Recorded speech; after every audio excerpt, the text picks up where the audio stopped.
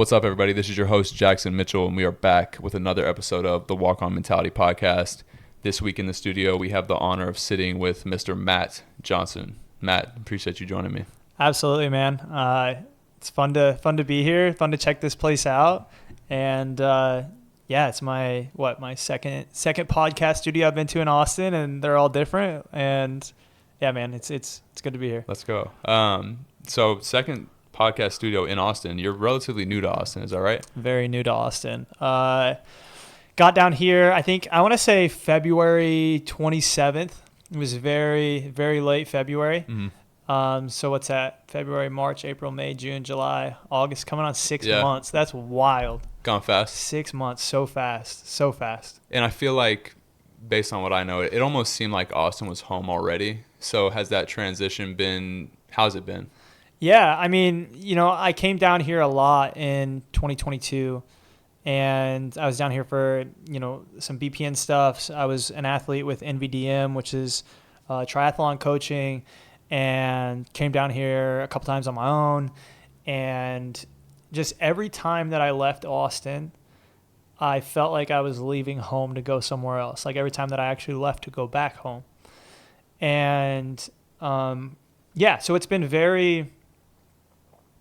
been like, as cliche as this is, it's been magical, man. Like waking up and truly loving where I am and waking up every day.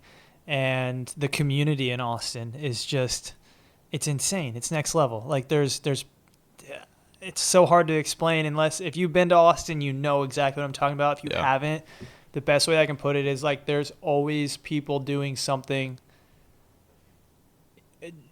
at all times. Like it doesn't matter what it is. There's a group that's meeting for it daily. Yeah. And, finding friends, it was instant, and just settling into the community. And I think a really good thing for me was, I got down here, I kind of already had a presence, but I made friends with a lot of really cool people. Mm-hmm. And it really instantly opened me and engaged me into the Austin community. Right. And so, I don't like to say no a lot, which can be a good thing and a bad thing. But, going into, I'm very involved in the community. Squatch Fitness, where I work out, we're getting ready to host a run club. Mm-hmm. That we're starting a run club. Sphere Soccer Club, hosted a couple workouts there and met the owner and trying to do a lot of things with them. And the BPN community and going to pop-up events and all that. Like this is my home. Yeah, dude, this is my home. That's awesome. I would ask you, to that topic of saying no, how important is it to be able to say no to things, though? As selfish as this sounds, if it's not going to benefit you, that's when you know that you need to say no. I mean, I think that's where a lot of people struggle, is that you are the main character in your own story, and you have to know how to say no when it's not going to help you. Right. And, there's a fine line to navigate there where you're going to say, yes, sometimes when it's not going to benefit you, it's going to benefit others. But the majority of the time, like that, when you have to say no when it doesn't align with you or your beliefs or, stuff like that. Do you feel like that was the way that you always thought, or did that develop in you later in your life? I feel like there was I spent almost 10 years in the military. I was in the Iowa National Guard and the Virginia National Guard. I was active duty for 5 years of that time. Mm-hmm. Then really the last 5 years. And I think there was a lot of things, where I was forced to do a lot of things I didn't want to do. And I was told to be where I needed to be, how I needed to look, how I needed to talk, how I needed to dress. And I feel like one day, when everything came to and, left the military, moved to Austin, all that, like it just kind of clicked in me where, not that I'm in my selfish era, but like I'm in an era where anything I do right now, like it's going to benefit me. Like, I'm going to, do things that I want to do with my friends or, help other people, stuff like that. But like 90% of what I do is going to benefit me. Right. Like you're putting your needs first, which you probably haven't done before. Right. Yeah. Yeah. You have to even, in relationships and all of that, I really truly feel like, you got to put yourself first to flourish everywhere else. Mm-hmm. And, navigating that fine line of, being arrogant and egotistical and confident, and, you got to ride that fine line. Right. But you also like you have to do things that are gonna benefit you. Right. So you were in the Iowa National Guard, you said. You're good. I dropped my, if you guys aren't watching the video, I just yeeted my phone off my chair while I was trying to move it. So You're sorry good. about that. You're good, bro. So Iowa National Guard, Virginia, take me all the way back to where it all started. Were you born in Iowa, Midwest boy, or where's the origin story? So I was born in Iowa in Knoxville, Iowa, which is back then probably population 5,000. Wow. Middle Okay. of a cornfield. But that's not where I lived. That's where I was born, because that was the closest hospital. Okay. Where I went back home to was Melcher, Dallas, Iowa, and even smaller, maybe 2,000 people. Wow. Not a stoplight, not a dollar store, not a Walmart, we had 2 gas stations. Wow. 2 bars, and we had a town square, and the local 5K that you run is around the entire town. Yeah, so I was taken back there, did up to like 2nd grade there, then went to Knoxville. I can't really remember why we moved to Knoxville. That was like the closest like bigger town Knoxville had a Walmart. Right. So if you want to get groceries, if you want groceries, you got to go to Knoxville. Like we were driving 20 minutes to go get groceries. Right. Moved to Knoxville, was there till 5th grade.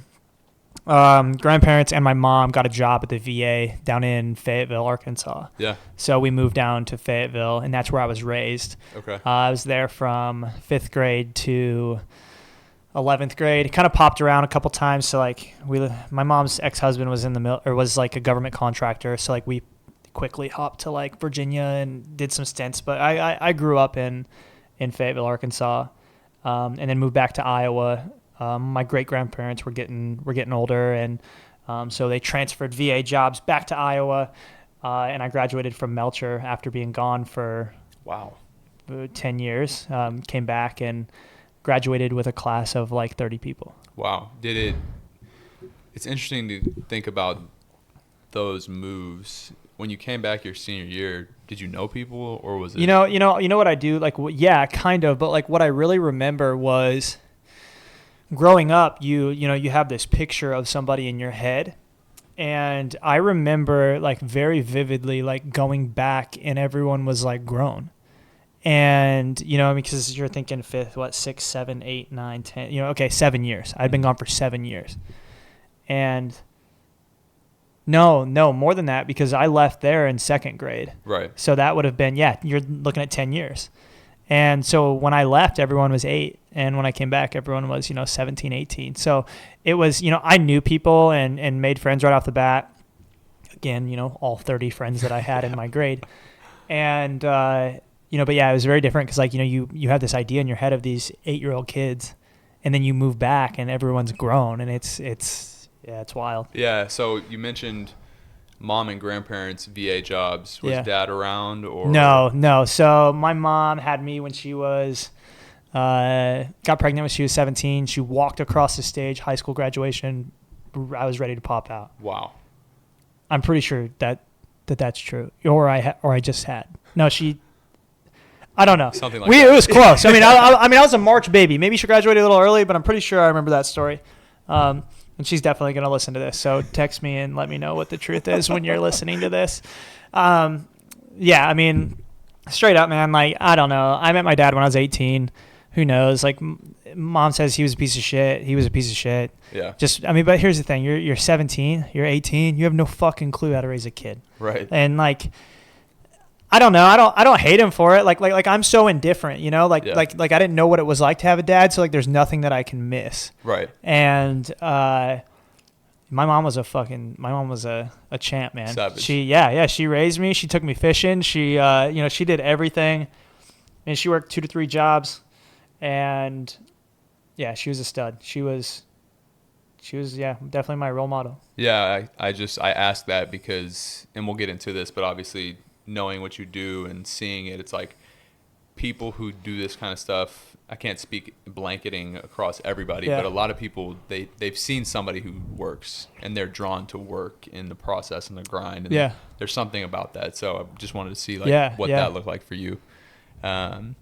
So were you the type of person who was into partying, or what were you like at that time? I read something recently, somebody interviewed you and you were talking about how you wanted to be somebody. Yeah. And so did you feel like you weren't somebody for a period of time? I don't know, like, man, and this is the truth. Like, I came back to small town Iowa and I was different than everybody else. You know, like there's different mentalities around the world. And, you know, honestly, in small town Iowa back there, I want to say probably 90%, 95% of my class probably didn't even go to college. And they're still living there. They're, you know, living somewhere close by, raising kids, white picket fence, you know, working in a factory. And that's what they love. And I love that for them. But going back to, like, I was coming from Arkansas. I was kind of a preppy kid. And, you know, I'd played football and played sports. And, like, I had so many friends back in Fayetteville that went on to play for the Hogs and then went on to play in the NFL. And, like, you know, I was preppy. I was a little, you know, I went to the nice school during that time. And coming back, man, I was kind of, I don't really know if I was bullied. Like, I feel like I was bullied, and like a lot of people really didn't like me at first. They knew who I was, obviously, because I had been there, but I don't think they liked me as a person because of like kind of how I. You were different. Yeah. I was way different. Like, I showed up to school and I was wearing nice jeans and a, you know, Abercrombie t-shirt, and everyone else is wearing shit kickers and cut off jorts and, you know, a Goodwill t-shirt. I don't know. I mean, right. It was just, you know, it was a little different at first. So, yeah, I mean, it was different. Yeah. And so, yeah. So leading into that question, like, you know, all right, so I got there late my junior year. I got back to Iowa and tried my best to settle in. Had, you know, and I was probably there for like maybe a month before my junior year was done. And tried my best to settle in. Had a pretty good summer. I don't really remember a lot, and that's what makes me think, like, I had a lot of shit happen with my mom and her ex-husband during that time. And so that's like I think that's an era, or like an area of my life that I like to like block out. My mom was in a really bad relationship with her ex-husband. He was very controlling. He was mentally abusive to both of us. And, you know, so there's a lot of things that something happened to me in that junior, senior year of high school, which led to the military, which I don't know if was the best choice, you know? Right, yeah. But, like, I mean, it led to, I haven't talked about this yet, but, you know, this is kind of something that I'm ready to, it led to, like, my mom was addicted to pills for a time. And I watched that. My heart's fucking racing right now just talking about it. And I watched that. Take your time, bro. And it was just, you know, it was just hard. It was hard to see that. And her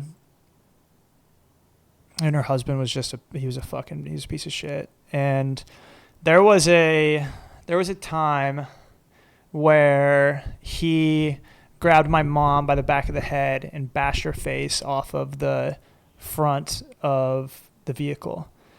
And like I said, this kind of, you know, traumatic event for me, so it's kind of black and white here. Yeah. But I remember that there was a time where after that had happened that I grabbed a baseball bat from my room and he had fallen asleep on the couch and I was going to kill him. Like, I was standing right behind him and I was going to kill him. Yeah. And my mom ended up like stopping me. I don't remember like how, but like that, I think, there was a lot that happened in like 4 to 5 months there that really altered my mental state. Yeah. Leading forward.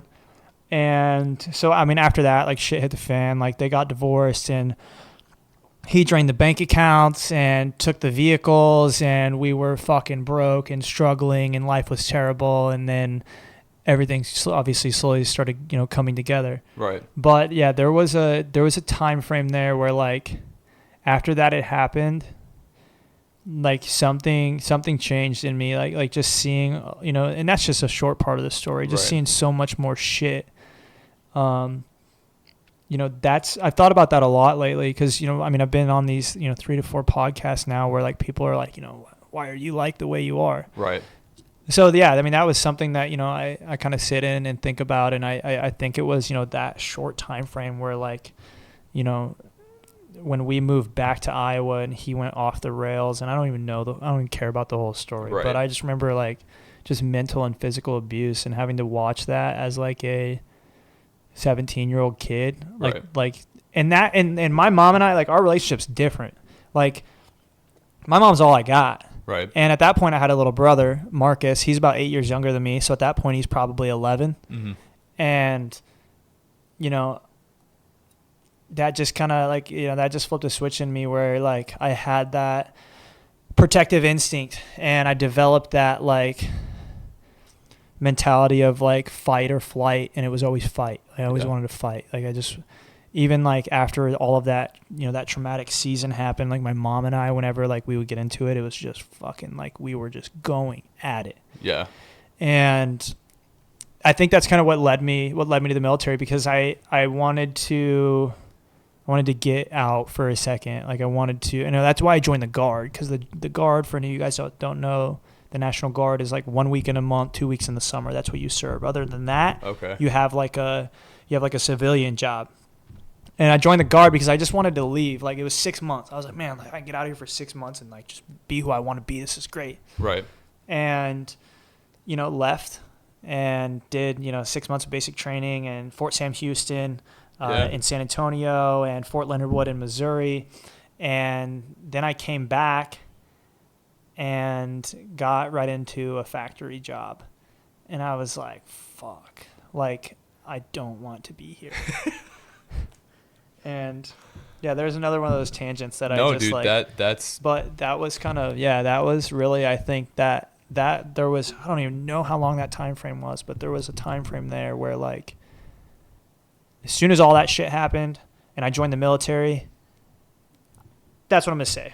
All of that I just said, it was that led me to the military. The military led me to coming back home and going to a factory job and then saying, why did I even do this? Right. Like, why did I even join? Like, now I'm a nobody, but I knew that joining the Guard led me to I knew I wanted to be somebody because I was somebody on the weekend. Mm-hmm. I was somebody 2 weeks in the summer.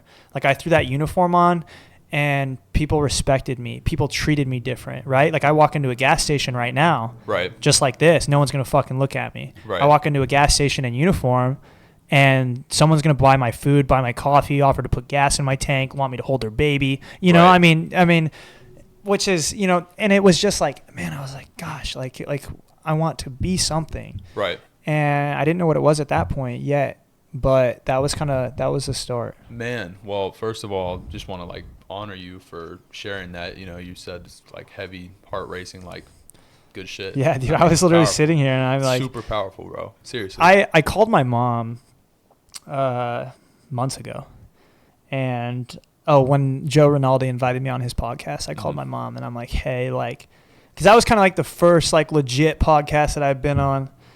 And I was like, hey, like, I'm going to go on this podcast. Like, and we were on the phone. We cried together and we talked. And I'm like, like, what? And, do you not want me to share it? Do you want me to share it? Like, and that thing is David Goggins' book.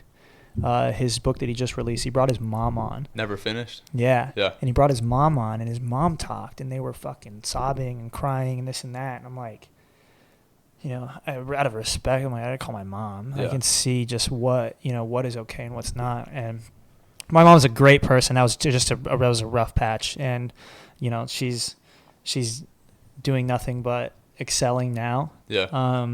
But yeah, I mean, it was just, it's a rough point. Yeah. Well, clearly you've, acknowledged that and come to a place of like, acceptance and understanding that that has nothing to do with you or your mom. So Yeah. that's powerful. And so you mentioned like this was the catalyst for you to go join the military and be someone. But also it was like definitely running away from feeling like maybe you might hurt somebody who you care about. Yeah. Like everything you just mentioned is like fucking heavy, right? Yeah. I don't know So how you would. I mean, and that was heavy because honestly, and I haven't even talked about this yet either. Like I left for the military. I came back, and literally like within 2 months of coming back, and this wasn't my fault, but I'm not gonna dive all the way deep into it. But I ended up going to jail for a fight.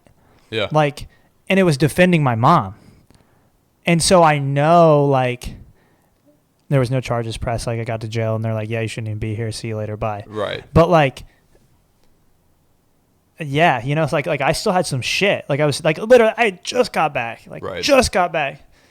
And, fun fact, my commander, I had to call him and like tell him that I went to jail and had to tell him the whole story. And he's like, oh, if it's up to me, I'd give you a coin. And I'm like, oh man, I love these guys already. But yeah, I had just gotten back and right into a fight. And at that point, like I was just a pissed off 18-year-old, just got back from basic training where you fight at basic training all the time. Like you're fighting for respect, you're fighting for yourself. Mm-hmm. And, because that was 2013. I mean, now, whatever, that's a whole other rabbit hole. Right. So, yeah, I had some shit. I had some serious shit that I was dealing with. That was the summer of 2015. Mm-hmm. And just tried to settle in and, got a job, got fired from the job right away. That's the factory job you mentioned? Yeah, literally. Like I worked there. No, that was right before I went to basic training. So I went to basic training in January. That was the summer I graduated. Got fired from that job because I'm like, this is not, like, I don't care about anything. Can't do it. And I was making like $10 an hour and got back and I joined the military as a combat medic. I got a job at a nursing home as like a CNA. I had my EMT and all that. And then right after that, like got into my active duty job. Okay, so talk to me about that process. Like you go to basic training. Yeah.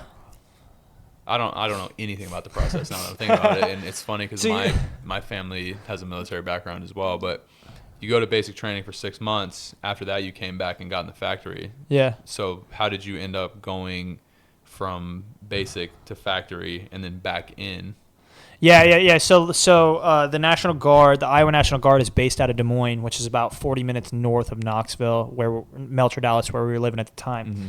And there's a process within the Guard where like you can work on base as an active duty National Guardsman, and it's just about who how can you get there. I mean, it's really hard to obtain, and luckily somehow I was working at that nursing home, hated myself, like I'm like, this sucks, and somehow was able to get my first my foot in the door in an active duty position on Camp Dodge. And there's a long story short, there's a build up, you have your technicians, then you have your ADOS, and then you have your AGR, and it's like I was a technician, and then I got an ADOS job, and then I got an AGR job, which led us to Virginia. And I enjoyed being active duty. I enjoyed putting that uniform on because it allowed me to be somebody every day. Yeah. And I was still 3-4 years after coming back from basic training. Yeah, 3 years. It took me 3 years to like really settle into, what I wanted to do. And then I got into racing, sprint cars, and which is, for any of you guys that know, like you'll probably think about NASCAR as the first thing you think when you do this. Well, they have stuff way cooler than NASCAR on dirt. So like traveled around the Midwest, raced sprint cars, professionally, you could say. And I was somebody. And then we got moved out to Virginia on orders, and I lost all of it. Mm-hmm. And I was like, shit, like, you know, I was always chasing something. Like, I just needed more. Right. And we skipped through a lot right there, but it is what it is.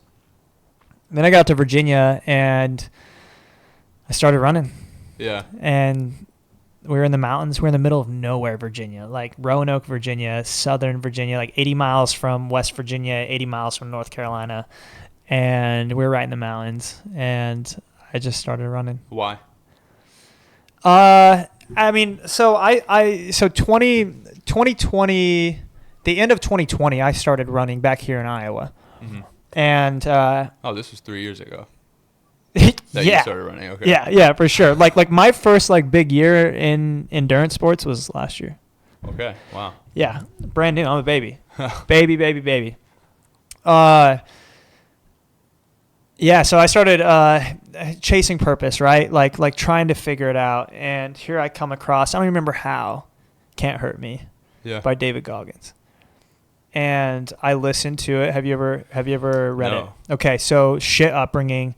Dad beat the shit out of his mom. Right. Little brother, fucking moving, poor, lots of issues, right? Wow, lots of relation to that story.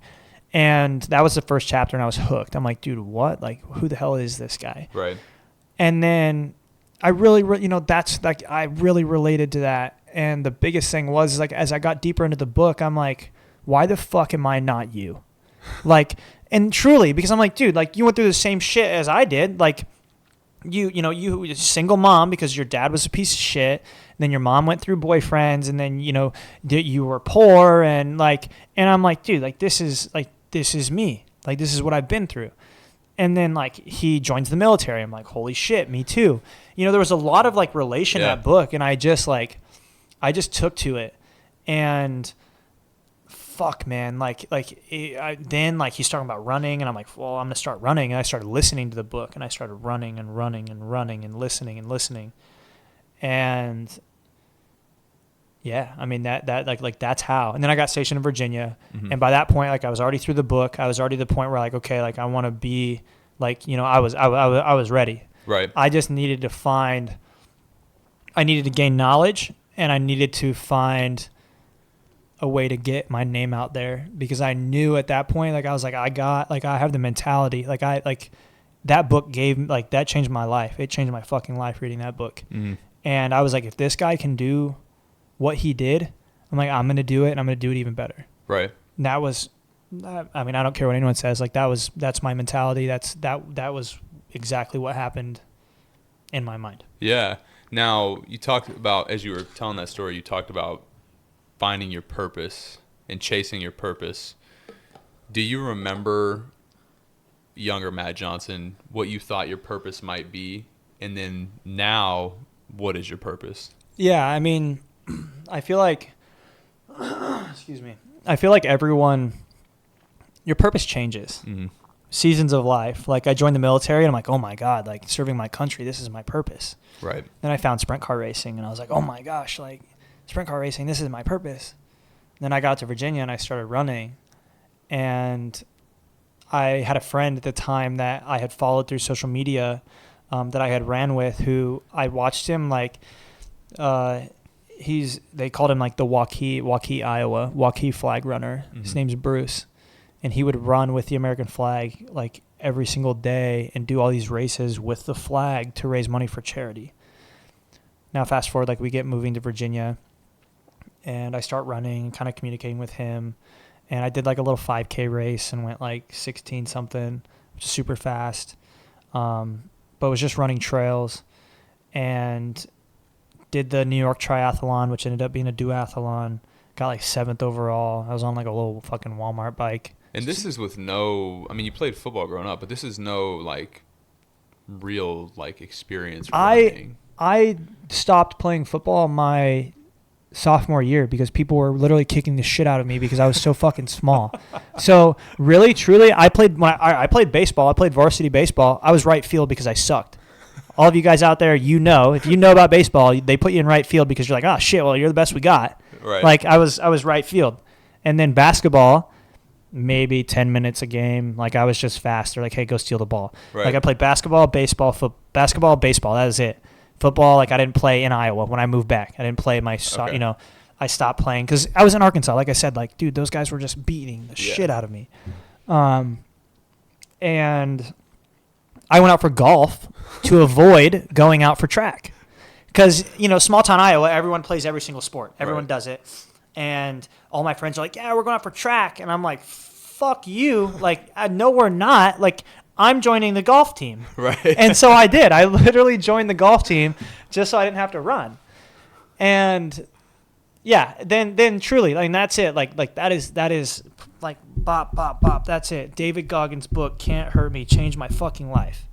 And that just sent me into 2021, end of 20, like I said, I was running just stupid miles, like 70, 80 miles a week. I had no idea what I was doing. And then I got to a point where I'm like super skinny. Like I was way skinny. And I'm like, I need to eat. So I got on YouTube and I typed in on YouTube how to eat like an endurance athlete. Bam! Nick Bear.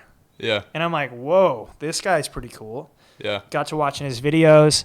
And then I see that they're launching this thing called the Go One More Marathon in 2022. And you like couldn't get a spot. So I was like on my phone. I was getting ready like, bop, bop, bop, let's go. Bam, got in. And I'm like, wow. That moment was the pivotal moment. Me getting into the Go One More Marathon in 2022 was the start of everything. Really? Yeah. 100%. First marathon? Yeah, absolutely. Like I had done a podunk trail race for 20 miles in West Virginia. I thought that was cool. Like now, granted, like but mind you, like I would go out and do dumb shit. Like I went out and just ran I ran 30 miles one time just because and I literally did it on Rice Krispies and water. Like I had no clue. Like I would just go out and I would chase that. Like what's my what can I do? Yeah, How far can I go? And I didn't know what I was doing. I didn't know a single thing about heart rate. I didn't know anything about pace thresholds. Zone 1 through 5. Like I didn't know anything. I did nothing. I'm like, okay, sugars help you. So Rice Krispies, and I did it on like 5 Rice Krispies. Yeah. Like that's 500 calories for 30 miles. Like that's absurd. Yeah, it was just crazy. So, but then I did that all the way through to the Go One More Marathon in January, and yeah, I called that one to fruition for sure.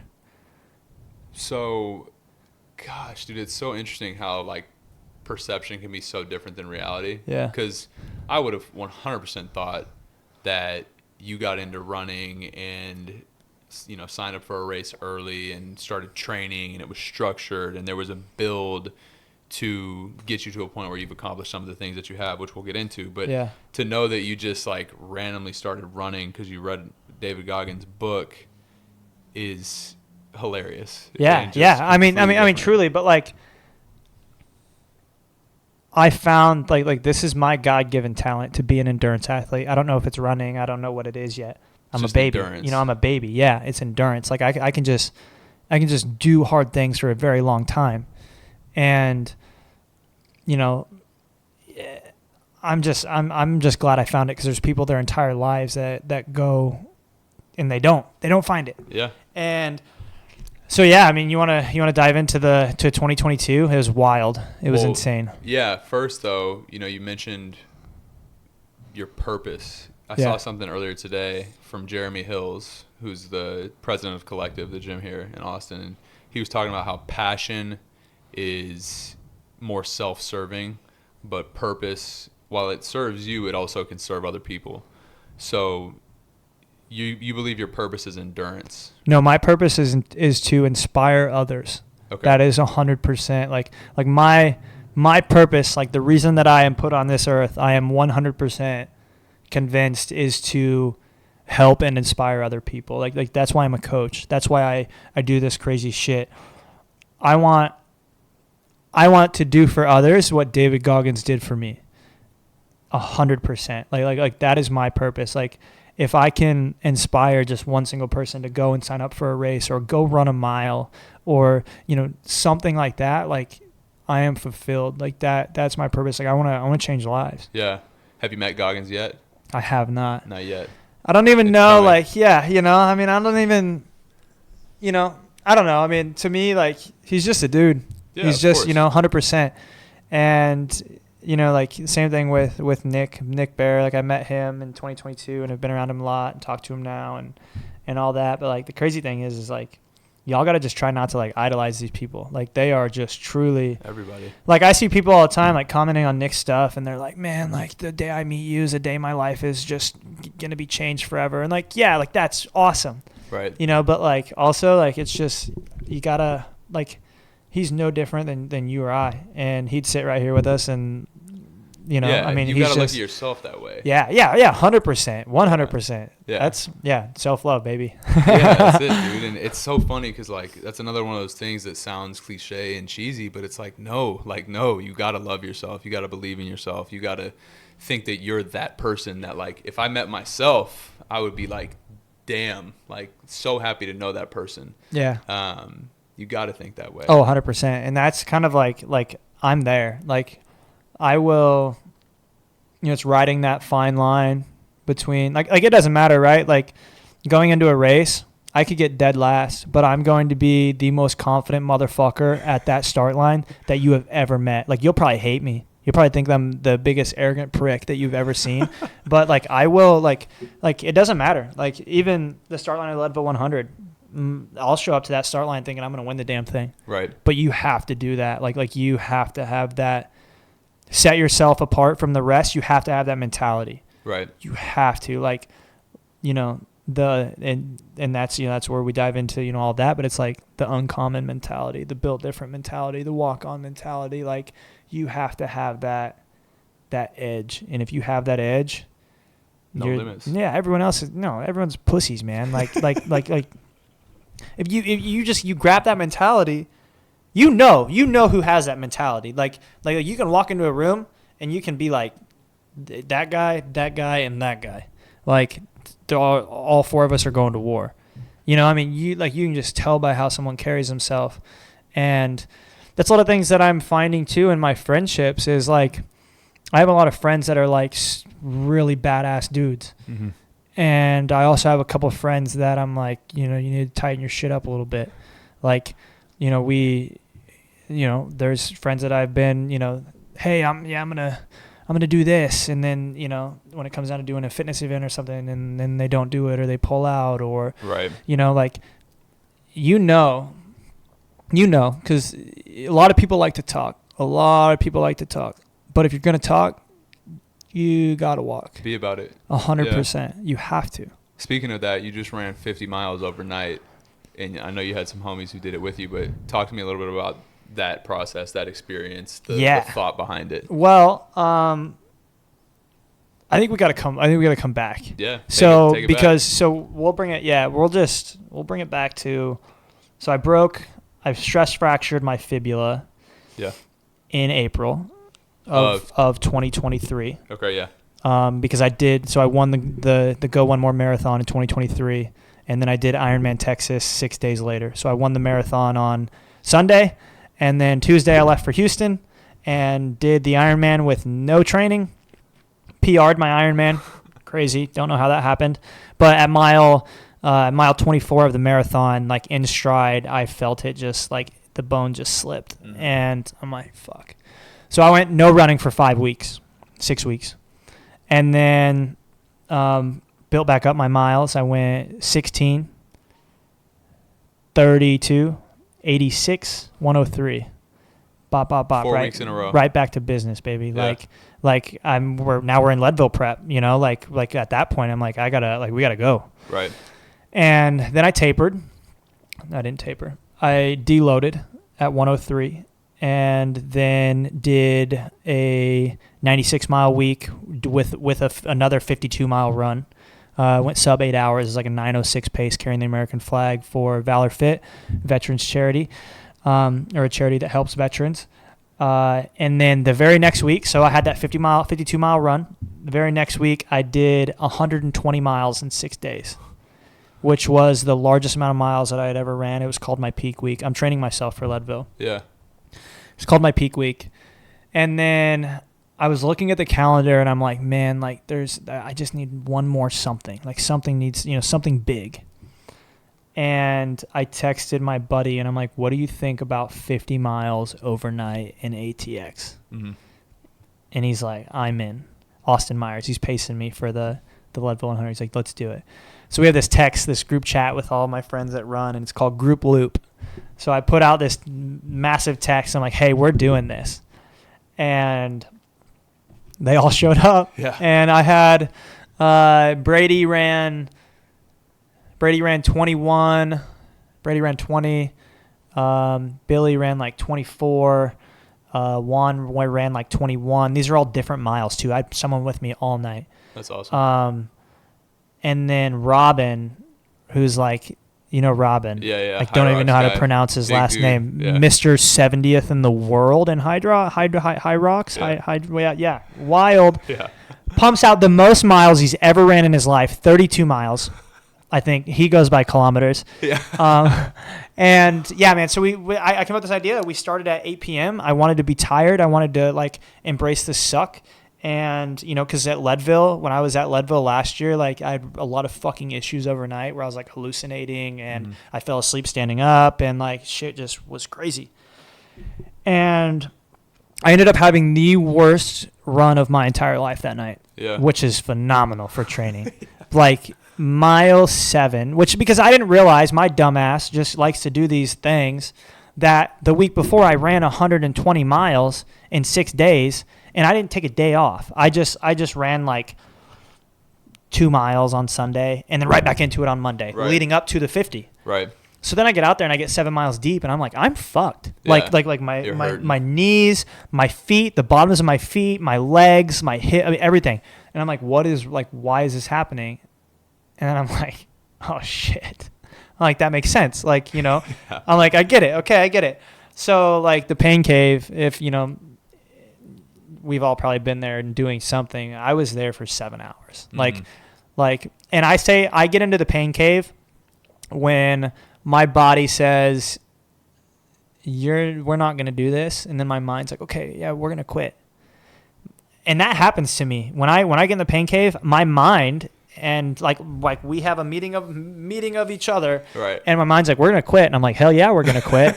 like you're damn right. Yeah. But it's that like, then because like my mind is a quitter 100%. When it comes down to like when shit gets fucking hard, my mind says we're going to quit. Like that is how I know, because my mind's like, oh, time to quit. Right. And then I'm like, oh, here we are. Right. And yeah, mile 7 was that. Mile 7. How do you overcome that? Because I think there's plenty of people. I actually had a conversation with a guy the other day who was talking about how everything he's started to do, he's ended up quitting because it really wasn't going his way. And, I'm sure you've heard this too, the phrase of like, the first time you quit, then every time after that, it's just easier to quit because it feels like, oh, I've done this before. Yeah. I've done this before. Similarly, every time you say, nah, I'm not quitting, of course it gets easier to continue going. But where does your mind go? Where's the other voice coming from that then has you not quit, but actually has you like excel? Well, I already told everyone I was going to do it. Yeah. So you just had to. I mean, that's it right there.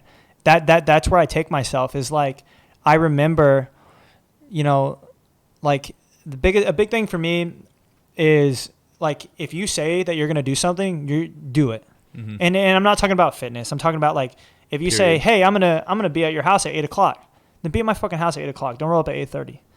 Hey, I'm going to meet you to dinner on Tuesday night. Tuesday night rolls around. Hey, let's, we're going to dinner. Oh, sorry, man. I got shit going on. No, fuck that. Like you, that's my thing. Mm-hmm. And I don't know why that's my thing. I think maybe it's like a military, I don't know if it was just a trait that I picked up.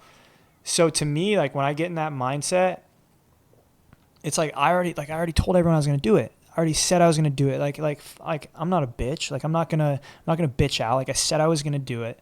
And I go back to, I remember right before my first Ironman, at the beginning of 2022, I didn't have enough money to pay for a bike, and I had a lot of shit going on, and my mom drained her savings account to buy my bike.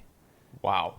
And I mean, when I say fucking drained, like my mom drained her savings account to buy me a $5,000 bike.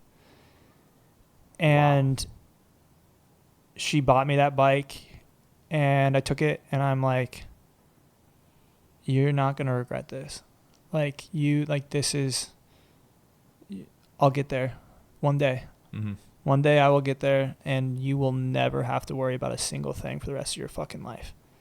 And that was, I mean, truly, like, that was a straight up conversation that my mom and I had. I still remember exactly where I was when we had it. Right. And that gets me, like, you know, I get in that point. And so it's, you know, I think about my mom, and I think about everything that she's done for me, and how, like, one day I'll get there. I'll get wherever it is, wherever that needs to be. I'll get there one day, and she ain't gonna have to worry about a thing. I'll buy her a $5,000 bike. You know, so yeah, I get to that point where I'm like, I said I was gonna do it, I'm gonna do it, and then I think about my mom, and I'm like, you know, she struggled for years for me. Like, I can struggle through a 100-mile race for you. Like, right. I got you. Let's go. So would you say your mom is your why? Yeah, I mean, 100%. Yeah. My mom is definitely my why, and then my mom's my major why, and then, you know, following right behind that is also like myself. Like I want to prove to myself that, like, I had a really fucking shitty childhood. You know, like, I went through a lot of shit. Like we didn't have, and not like shitty in the point of like mental or physical abuse or something like that, but like, we were poor. We didn't have a lot. I had everything I needed. Thanks, Mom. I had everything I needed. But like, now I see these friends as adults, and like, I'm like, dude, like, y'all, like, you didn't struggle, did you? Like you can just tell. And so the biggest thing is to prove to myself, like, you know, I can come from the shit and do, you know, I went through hard shit. Like, I've already been through hard shit. I've been through shit that's harder than fucking 100-mile race. And I got through that. So this fucking 100 miles through the mountains, that's not going to stop me. You know, the 250 marathon, that's not going to stop me. The double Murph, that's not going to stop me. The Ironman marathon back to back, that's not going to stop me. I've already been through harder shit than that. Right. And that right there is what carries me through. It's powerful. So what are the races you've done now? You've done marathons, 50K. I mean, walk me through the race resume. Yeah, so it started in 2022. BPN Marathon, I went 4th overall. Had like 1,000 followers on Instagram. BPN had like posted me a couple times. I left, and I had like 4 or 5K. It's like, this is super sick. That's where like the Instagram growth kind of started. And I had a really big year in 2022. So did that in January. Took February off. March, signed on with NVDM, Natasha Vandermeer, triathlon coaching to do Ironman Des Moines. Mm-hmm. February is when my mom bought me my bike. And because I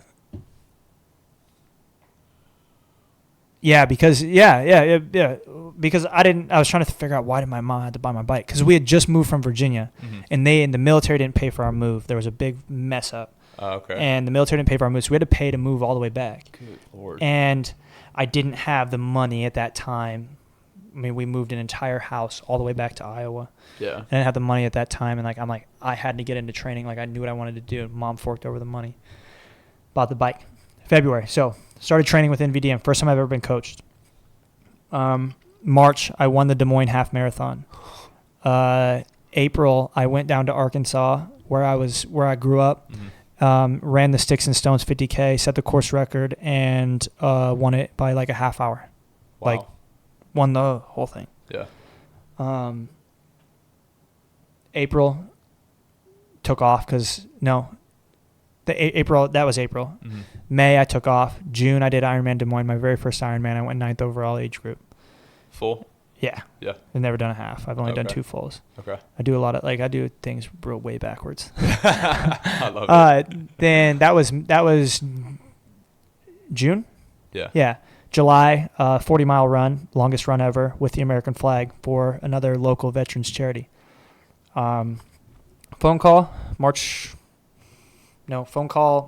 July, 29 days before Leadville. Hey, we saw that you did a charity run. We had someone get hurt. Do you want to run for our charity at Leadville? Yep.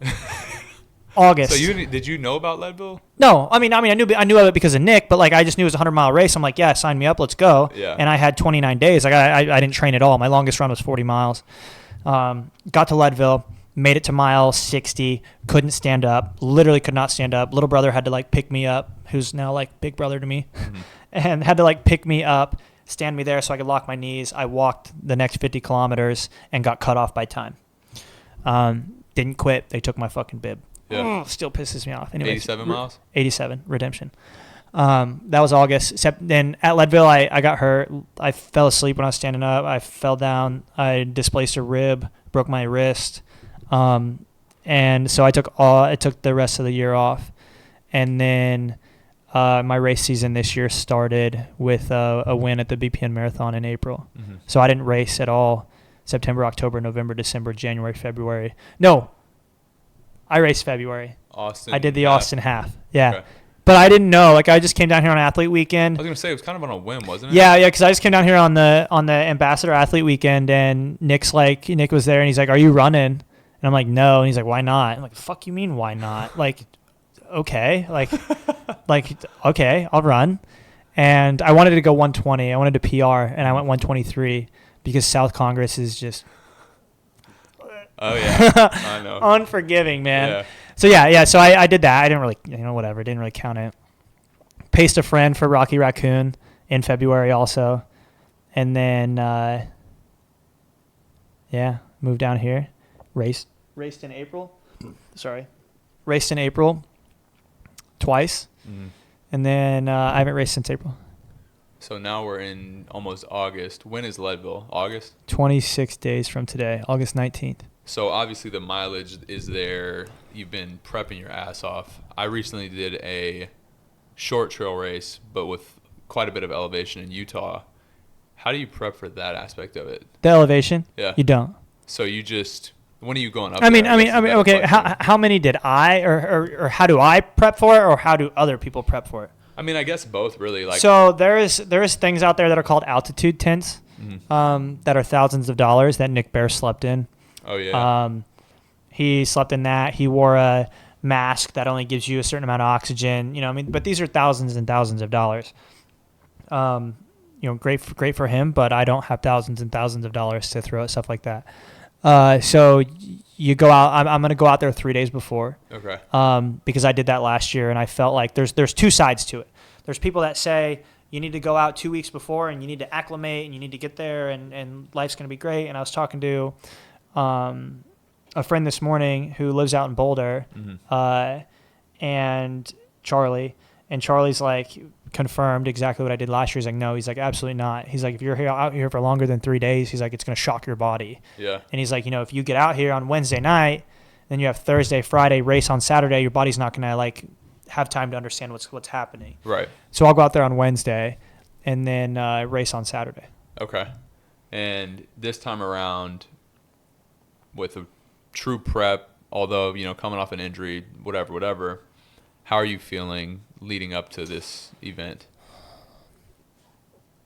I feel like shit, honestly. Like with all of these miles, I went out and ran 8 miles this morning, and I probably walked 2 miles of that because I'm very fatigued. Yeah. Which is great. It's a fine line there. Right. I'm ready. I'm very ready. That race, I had never failed in my entire life. Like every goal that I had set at races, like I had went out and I had done it. At the BPN Marathon, and did the 40-mile charity run and did the Ironman, and like I never had really lost yet. So, to not finish that race literally because they pulled me off the course because of time.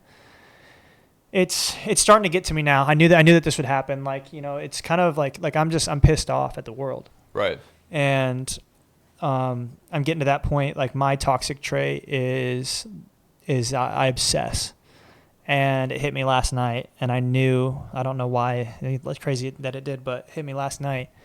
And like I sat at the island at the house and watched 3 hours of Leadville docs, and just like, I don't know why. And I dreamed about it last night. And then like today, like I was at the gym, and it was all I could think about. Like, I'm pushing the sled, and I'm like closing my eyes, and I can see like the trails, and I'm not kidding. Like this will be my next 26 days.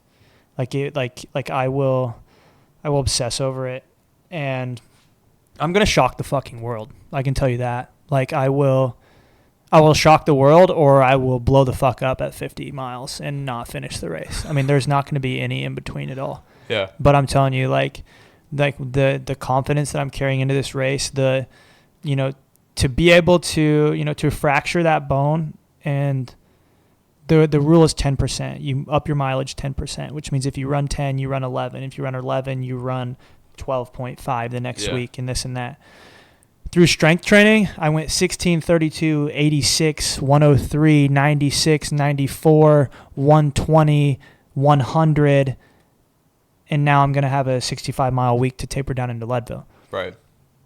My body is fucking ready. Like I am. Like I'm just like I'm fired up just thinking about it. Yeah, I mean, and there's, yeah.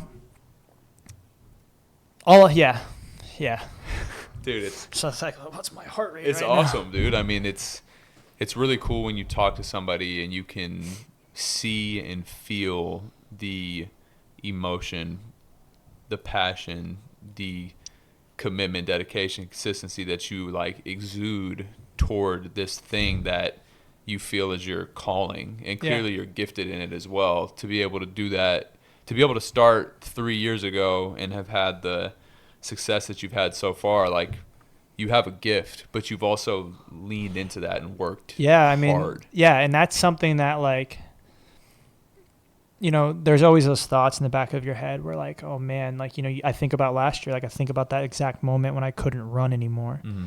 And like I keep telling myself, I'm like, I took Leadville, I'd never ran over 40 miles ever on flat Iowa pavement. Flat. Iowa is flat as this table.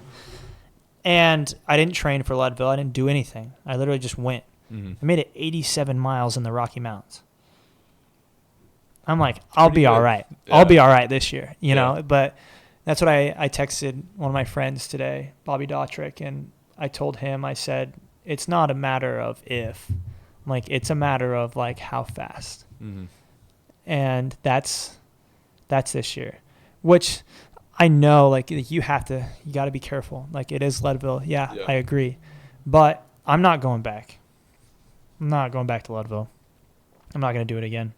Ask me the next day. But as of right now, like I want to get there no matter what happens, I mean, and there's a lot of shit that can happen in 100 miles. For sure. So I have a great day, shocking the world. I have a bad day, sucks, we're moving on. Mm-hmm. But you've put the work in. You've done everything you can to give yourself the best chance to have the best day possible. Yeah, absolutely. Like, and that's the thing, right? Is that like when I show up to that start line, I know that I have done everything that I can do to prepare for this race. And that's another thing for me.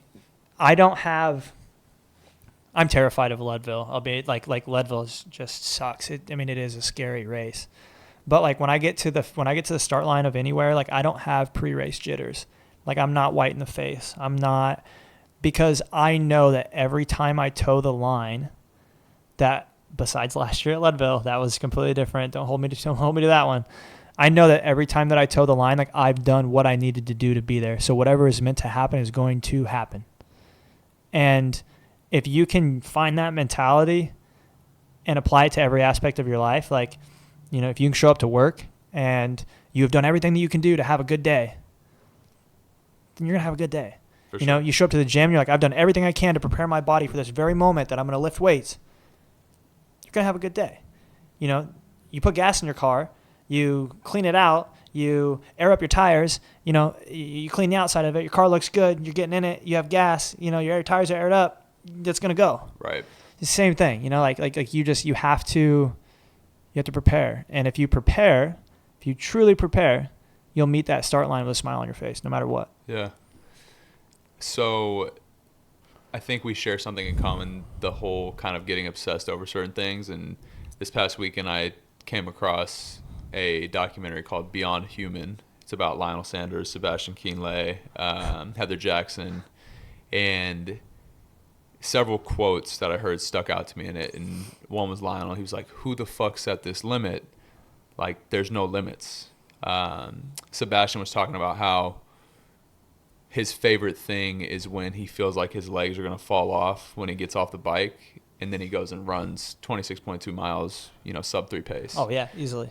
So I was thinking about it. I'm like, man, like the people who excel in endurance sports and really in pretty much any area, they all have a different mindset.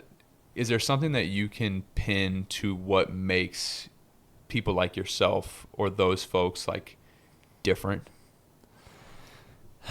I want to be my own person. Like, I don't want to be like anybody else.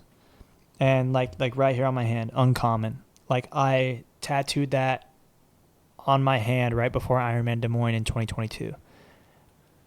Uncommon is the mentality. Like, I want to be me and me only. I don't want to be like you. I don't want to be like Lionel. I don't want to be like David Goggins. I don't want to be like any of those guys. I want to be me.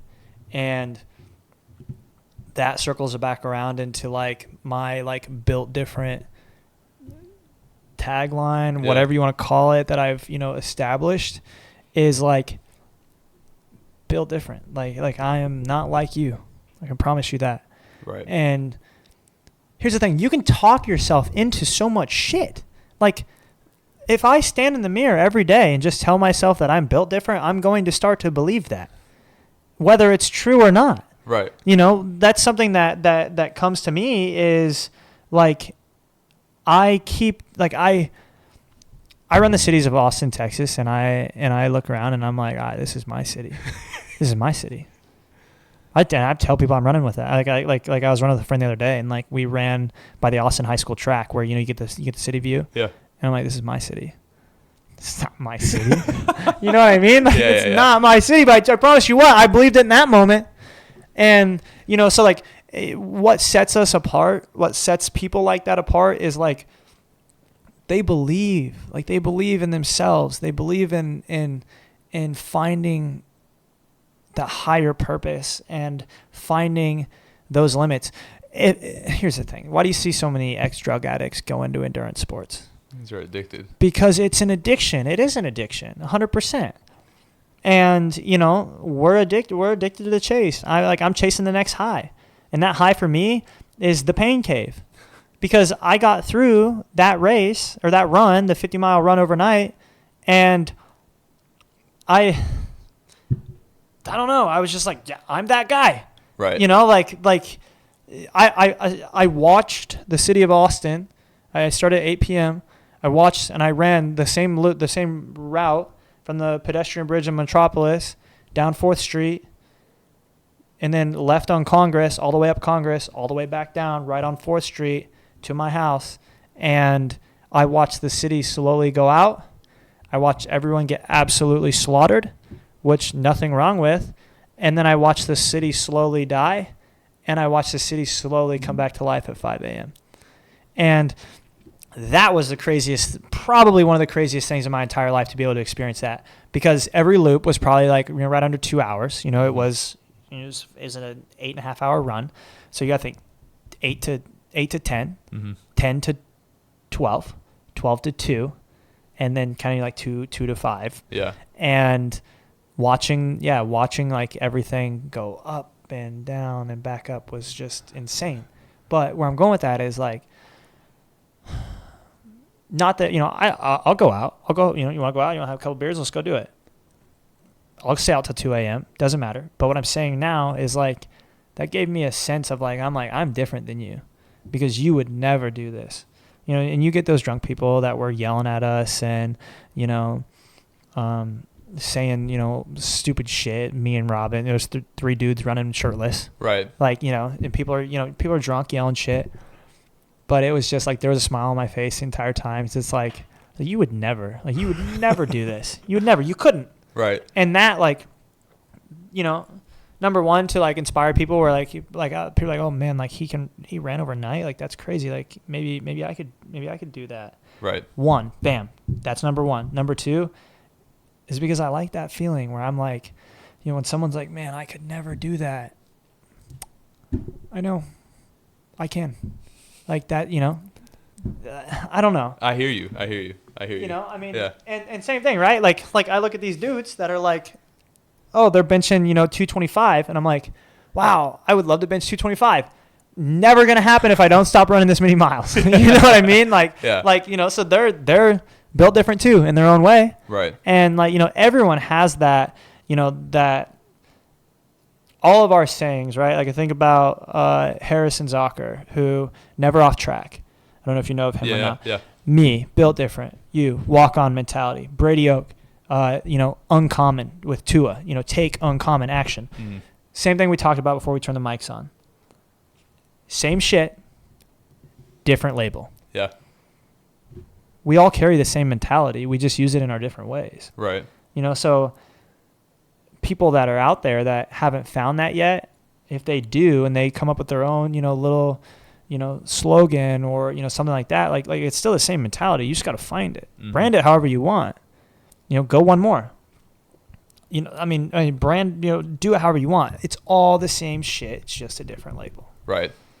And I always ask my guests for the advice that they would leave the audience with. And before you got into that last question, you gave some really good advice. But if you had to distill it down into like one thing you'd leave the people with, what would it be? If you think that you can't do something, you're probably wrong. And there was a time in my life where I got hurt in a military thing, hurt my back, found out I ended up having I have terrible scoliosis. And I remember telling somebody at one time, I'm like, man, I'll never be able to run a marathon. Like my back just hurts too bad. I'll never be able to run a marathon. You know, don't limit yourself. That's the thing right there is like, I told myself I would never be able to run a marathon in 2018. 2 years later, 2.5 years later, I was running 30 miles. A year and a half after that, I was running 87. Now Call you're me back. To go run 100. I'm about to go run 100. Call me back next year. Maybe I'll run a 240. I don't know. You know, I mean, there are no limits. Yeah, you're right. There are no limits. We limit ourselves because we get uncomfortable. Don't get complacent. I'm giving so many just the message is there. Just though. pop, pop, pop. So many different things. Take action. Don't limit yourself. Don't become complacent. And if you think you can't do it, I promise you can. Like, I'm not supposed to be here right now. I'm not supposed to be who I am. And I've went off on plenty of stupid shit in my life where I probably shouldn't have came back from it. But I'm here. So, overall, my general advice to anybody listening is if you think you can't do it, you can. And if you're having a hard day, tomorrow will be better. Man, I appreciate you, bro. Thanks for joining me. Absolutely, man. I love chatting it up. Like, yeah. we should have poured a glass or something. We were talking about that earlier. So we should have. And I was like, oh, I think that's a 512 tequila over there. I'm a big tequila guy. And to the listeners, thank you guys for tuning in to another episode of the Walk On Mentality podcast. And we'll see you on the next